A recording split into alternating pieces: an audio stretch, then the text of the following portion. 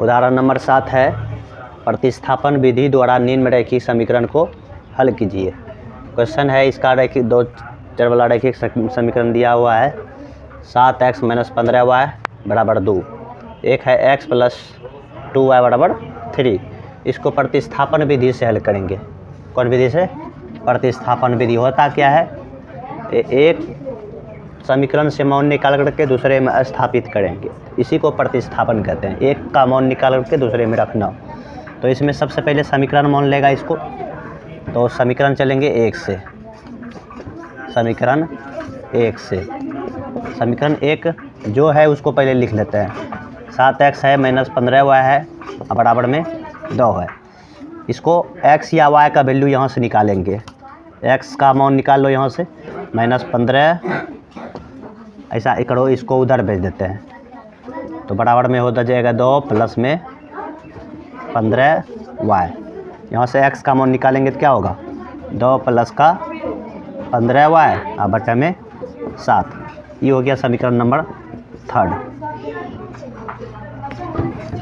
अब यहाँ लिख देते हैं। अब जो है ना समीकरण 2 में, समीकरण सेकंड में किसका मौन रखेंगे, x का मौन रखने पर समीकरण सेकंड में जो है ना, ये जो मौन निकला ना, अभी यही मौन स्थापित करेंगे इसके जगह पे। तो यहाँ पहले एक बार लिख लेते हैं बराबर में 3। x का मौन अभी निकला, x का मौन दिख रहा है यहाँ, ये पूरे उठा करके ये मौन इसके जगह पर रखेंगे। तो 2 + 15y है, उसके बाद बटे में है 7 प्लस में 2y बराबर में 3। अब यहाँ से एलसीएम करेंगे, नहीं कुछ तो इसके नीचे 1 है, ये दोनों का एलसीएम आएगा 7। तो यहाँ 2 + में 15y हो जाएगा, 1 से भाग देंगे तो 7, 7 दूनी 14y बराबर में 3। ये ना होगा। अब ये दोनों को जोड़ लो, y वाला है, दोनों को जोड़ेगा, यानी कि 2, ये हो जाएगा 2 + में 15 14 हो जाएगा 29। कितना हो जाएगा 29y। ये भाग में है, कोनो कोनी गुना हो जाएगा इसके साथ, 7 या 21। 21 में से ये 2 घट जाएगा तो बचेगा 19। कितना बचेगा 19, यानी कि 29y बराबर में हो जाएगा 19। 19 कैसे है यार, 2 घटाइए तो इधर दिख रहा है नीचे एक लाइन दिखेगा, लिख देते हैं। तो y का वैल्यू हो जाएगा कितना, 19 बटा में, ये गुना में इधर आएगा तो भाग में, ये y का मान निकला। किसका मान, y का। अब लिखते हैं समीकरण ये 3 में किसका मान रखेंगे, y का जो निकला। समीकरण 3 में y का मान रखने पर, समीकरण 3 में y का मान रखेंगे। समीकरण 3 यही है, इसको पहले लिख लो। x बराबर है 2 + बटे में कितना है 7। y का मान जो भी निकला ना, वही मान इसके जगह पर रखेंगे। तो x बराबर हो जाएगा 2 + 15 गुना 19 बटा 29 रखेंगे, 19 बटा 29 और ये बटे में 7। तो x बराबर कितना आएगा, यहाँ से ये दोनों गुना करेगा, 19 गुना 15, ये जगह कर देते हैं 19 गुना 15।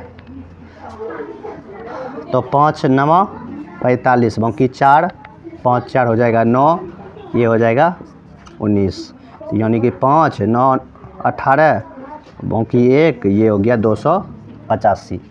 यानी कि यहाँ से हो गया इस जगह 2 + में 200 कितना हुआ था 85। 285 कहाँ से लिखे, 15 गुना 19 करके, ये 15 गुना 19 करेंगे तो 285 बट्टा में कितना है 29, ये बट्टा में है 7। तो यहाँ से हो जाएगा x बराबर कितना है, इसका 29 दूनी 58, एलसीएम लेंगे तो 58 और प्लस में 85 बटे में ई जो है ना उल्टेगा तो ये इसके साथ गुना हो जाएगा, यानी कि 29 गुना में 7। तो इसको कर लो, इधर दिख रहा है, इधर बगल में लिख देते हैं इस जगह। तो इसको गुना कर लो, अथी जोड़ लो, इसको कितना आ जाएगा, यानी कि 285 और 58 को जोड़ेंगे, 8 5 13, बाकी हो गया कितना, 1 8 5 13, 1 14, बाकी 1 343, कितना आया 343 बटे में 29 गुना 7 करेंगे, 29 गुना 7, 9 7 63, बाकी 6 7 दूनी 14, 6 20, 200 कितना हो गया 3, 203, ये कटेगा 4 3 7 3 10, का 10 कटेगा, 3 से 7 से कटता है, 7 चौक 28, 6 7 9 63, 7 दूनी 14, 7 से कट जाता है, 7 चौके 28, 7 9 63, ये 7 दूनी 14 और यहाँ 7 9 63, ये हो गया 49 बटा में 29, यानी कि x का मान निकला 49 बटा 29 और y का निकला था 19 बटा 29।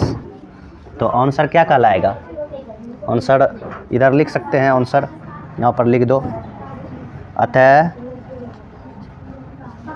x बराबर कितना आया वहाँ देख लो, 49 बटा 29 और y बराबर कितना आया 19 बटा 29, यही आंसर कहलाएगा। ये था प्रतिस्थापन विधि, पूरा लिख लो।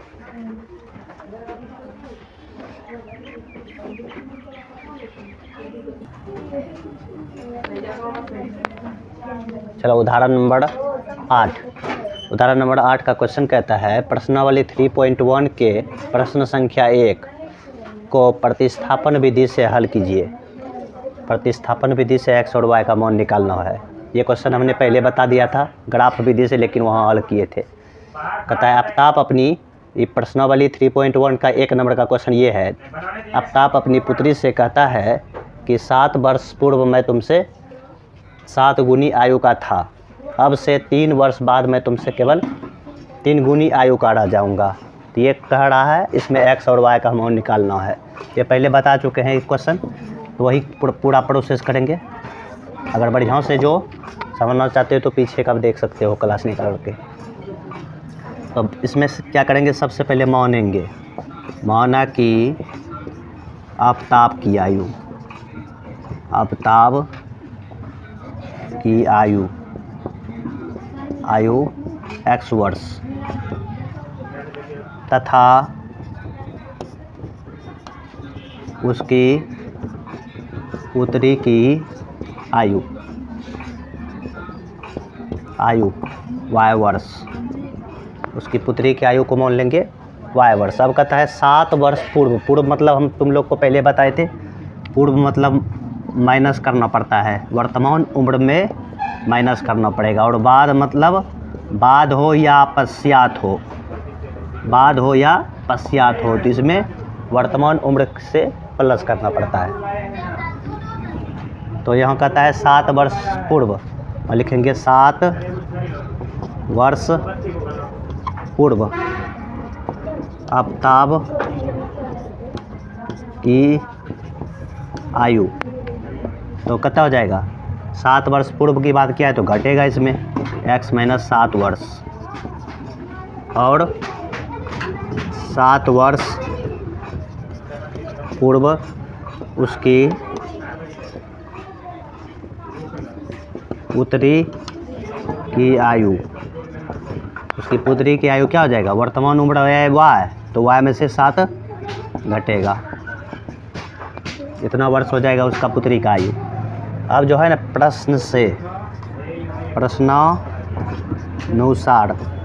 प्रश्नानुसार में कह रहा है, क्या कह रहा है, 7 वर्ष पूर्व मैं तुमसे 7 गुनी आयु करा जाऊँगा। उसका पिता कह रहा है, पिता का उम्र 7 गुना था, बेटी से, तो बराबर करने के लिए बेटी में 7 से गुना करना पड़ेगा। तो यहाँ बेटी पिता का उम्र है x-7 वर्ष, बराबर करने के लिए 7 से के बेटी में गुना करना पड़ेगा, तभी तो बराबर होगा। इसमें गुना 7, ये 7 से इसलिए गुना किए, 7 गुनी बोल रहा था, उसका पिता का आयु है, इस वजह से बराबर करने के लिए, बराबर लगाने के लिए दोनों तरफ नहीं, उसकी बेटी की उम्र में हम 7 से गुना करेंगे। तो x-7, इससे 7 से गुना करेंगे तो ये हो जाएगा 7y, -7 से 7 में गुना करेंगे तो 49। तो x और y को एक जगह कर दो, तो x इधर से ये आएगा तो माइनस में 7y, और ये इधर से उधर जाएगा तो कितना हो जाएगा, -42 बचेगा। ये समीकरण नंबर 1 बनेगा।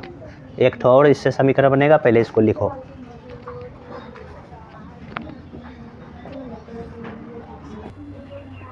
चलो इसके बाद हम क्या करेंगे, फिर से एक बार और कहता है, अब से 3 वर्ष बाद मैं तुमसे केवल 3 गुनी आयु का रह जाऊंगा। 3 वर्ष बाद की बात आया है, यहाँ देखो बाद में क्या करना है, प्लस, वर्तमान उम्र में प्लस करना पड़ेगा। तो पहले यहाँ पर लिख देना पुनः 3 वर्ष बाद, 3 वर्ष बाद आफ्ताब की आयु, आफ्ताब की आयु, ये हो जाएगा x+3 वर्ष। और फिर तथा 3 वर्ष बाद उसकी पुत्री की आयु, उसकी पुत्री की आयु, यानी कि y माने थे पुत्री का वर्तमान उम्र, तो y+3 हो जाएगा, 3 वर्ष।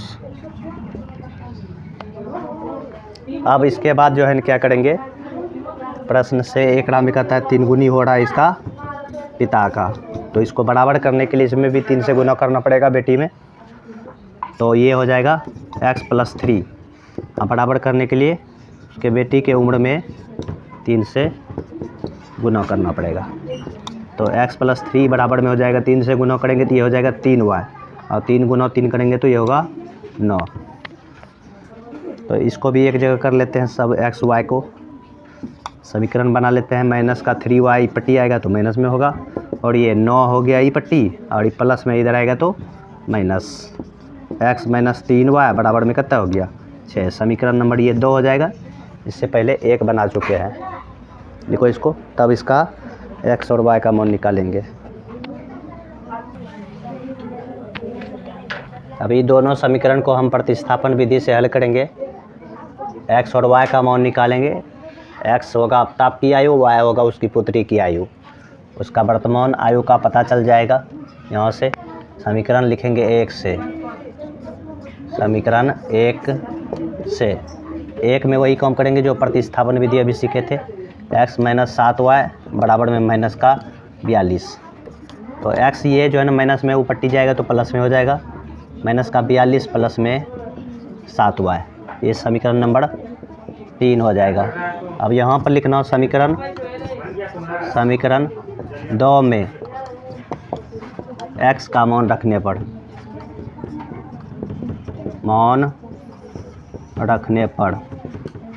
समीकरण 2 ये है, पहले लिख लो एक बार, x-3y बराबर में 6। हम रखेंगे x का वैल्यू इतना बात रखेंगे पूरे x के जगह पे, माइनस का 42 और प्लस में 7y, और ये -3 है तो इसको भी लिख दो, -3y बराबर में 6। अब यहाँ से ये माइनस में है, उधर जाएगा तो प्लस हो जाएगा, ये दोनों एक जाति का है। 7 में से 3 घटेगा तो बचेगा 4y बराबर में, माइनस में 42 है, इधर आएगा तो प्लस में 42, प्लस में 6 पहले से है, तो ये हो जाएगा 4y बराबर में 42, 6 कितना होता है 48। तो 4 से काटेंगे y बराबर कितना निकल कर क्या आएगा,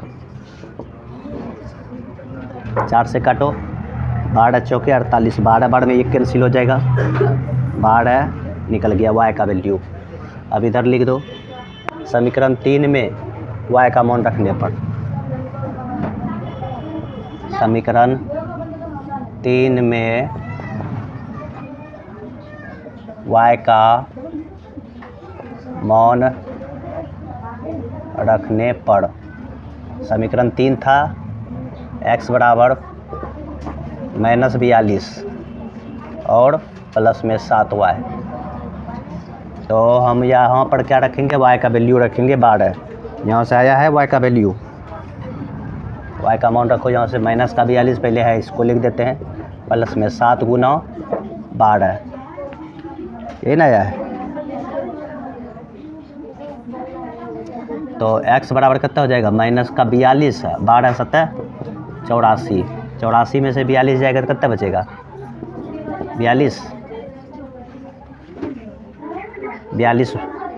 तो ये जो है ना x आफ्ताब की आयु था, यानी कि आफ्ताब की आयु 42 वर्ष, वर्तमान उम्र उसका निकला 42 वर्ष, उसकी बेटी का उम्र 12 वर्ष निकला। यहाँ पर लिख सकते हो, अतः आफ्ताब की आयु 42 वर्ष, 42 वर्ष तथा उसकी पुत्री की आयु हो जाएगा कितना वर्ष, 12 वर्ष। यही हुआ इसका आंसर।